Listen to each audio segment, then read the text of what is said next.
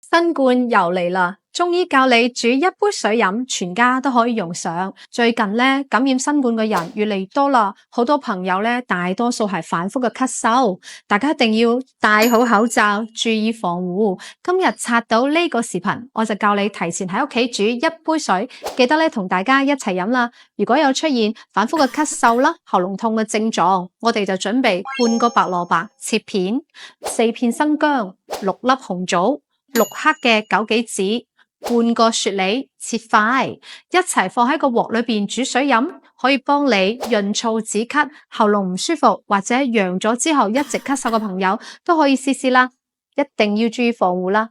記住咗未啊？想養生跟住羅醫生。